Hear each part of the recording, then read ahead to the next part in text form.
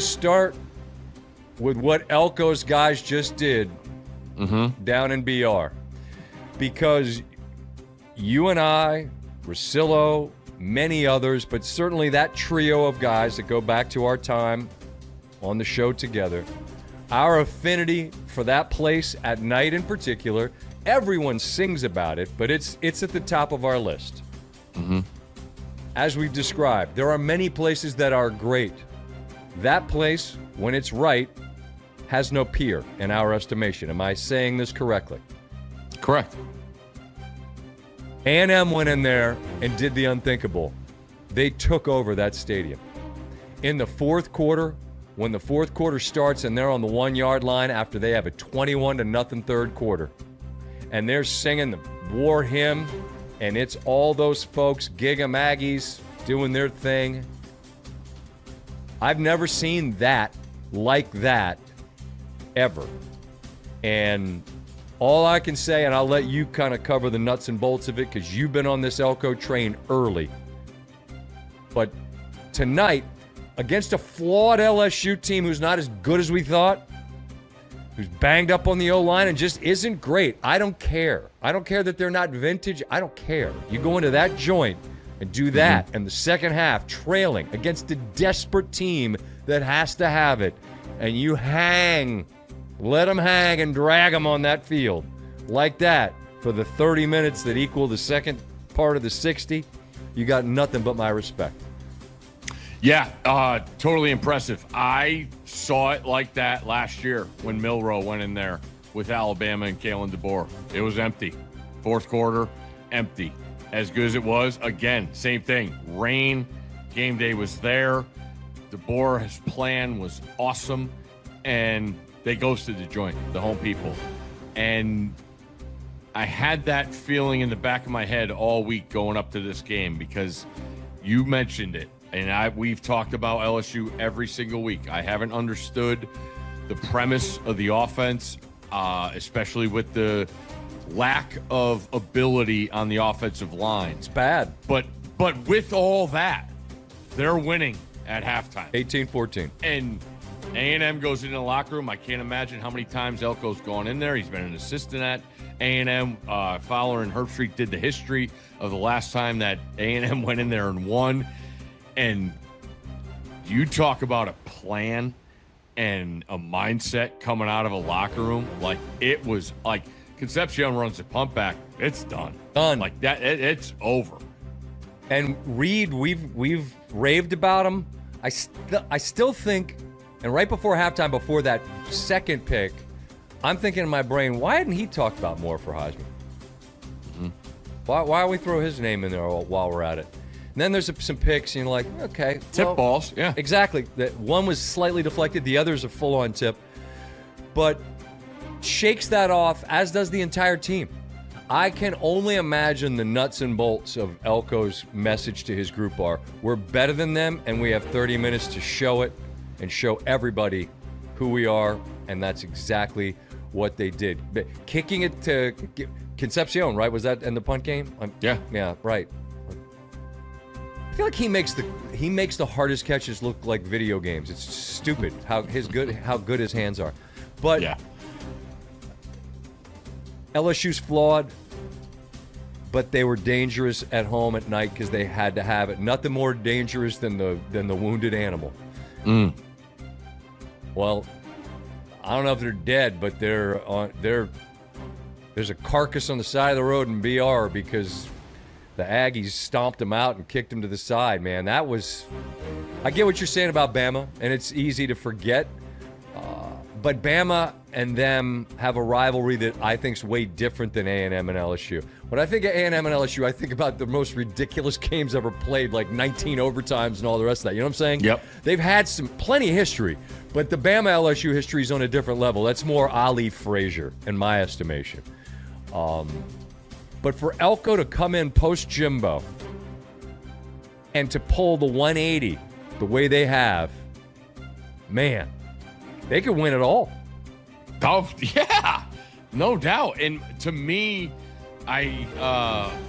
yesterday on College Football Live, we talked about this game, And I said, to me, it's about A&M's defense because I know what Marcel Reed is. I saw what they did in the portal and getting Concepcion and Craver, who are awesome. They have plenty. Like, they lost their best running back in Moss, and they come in with Owens, and then 22 or 23s running down the sideline, looking like he's going to run a 4.2 40. So to me, it was about the defense because they went to Notre Dame, got a win. They gave up 40 or 41. Then the next road game was last week at Arkansas, 42. So now you're going to LSU. You know Nussmeier likes to chuck it. And then you have a bye, and then they go on the road, I believe, to Missouri. That is where they go. They go. So it was like a 5-week stretch where they're not going to play a home game. They're not going to play a home game until November 15th. And we've talked about the Arkansas scene, and they went there and just got it done. You know, Arkansas walked in the back door. Fine. Happy for those that had Arkansas. Yeah. And then you had this one with all the demons, with everything. It was 12 since 2010. LSU was 12-2 ATS against A&M. Like, that's a demon. And Elko just walks in with his glasses and his hat and his hoodie and grind says, on his shirt. I've loved the dude forever. Yeah, and, you have. He had his guys dialed in tonight in a tough spot because you mentioned you're thinking about Reed and what he's done. Uh-huh. He went right down the field 2 times to start the game, and I'm then all aware. of a sudden two tip balls. Right, which is why he doesn't blink.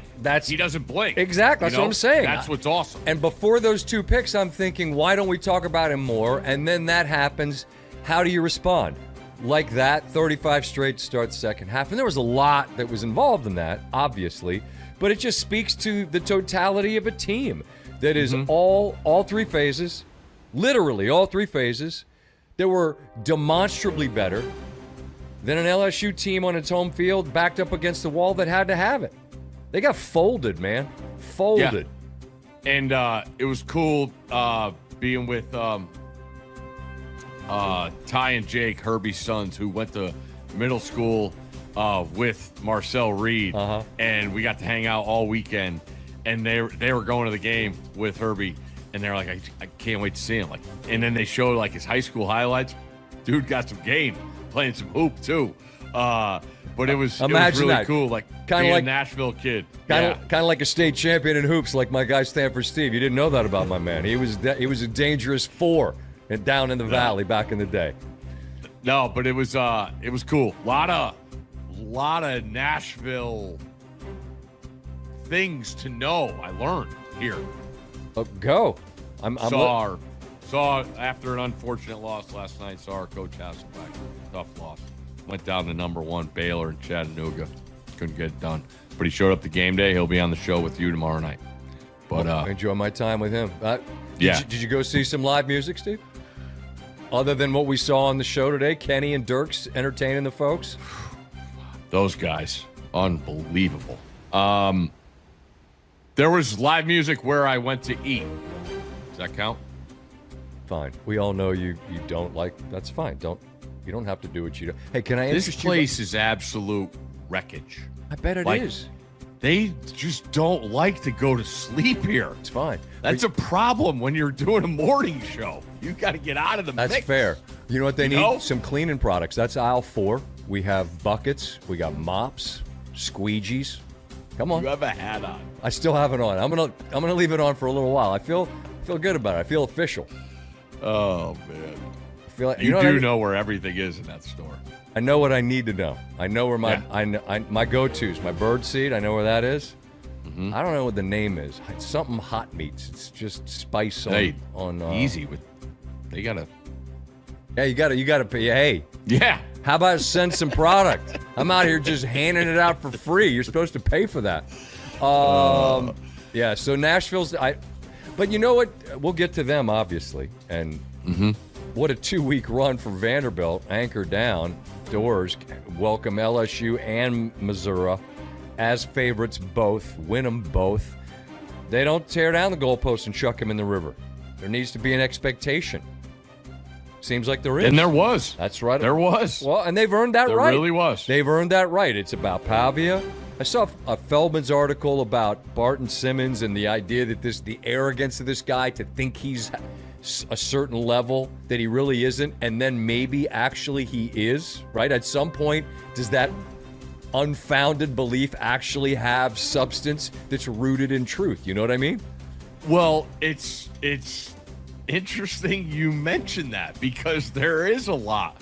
Like when I show up at Tuscaloosa for game day, his brothers are front row at game day. And I'm like, did you guys really camp out last night? And there was just maybe a, turn of the head. You're like, we're here.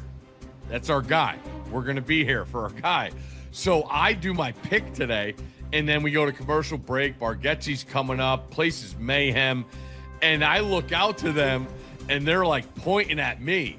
Because I said before I made my pick, I'm like, if you're going to be a Heisman Trophy winner, you can't fumble inside the 10-yard line and throw a pick inside the 10-yard line. Just saying. But I don't expect that from you today, because this is a different circumstance. You're a better player. You're at home. And then they're pointing back at me. So literally after the show, everybody's going their own ways. One of the Papia brothers got the flag. Like, yo, appreciate the pick. I appreciate the pick. Let's get a pick. I'm like, guys, you are running this town. And we start talking, and I'm like, where are you guys for game time? I said, well, I'm gonna be in there for kickoff. I was like, they don't let you guys on the field. They're like, no. We got our own section.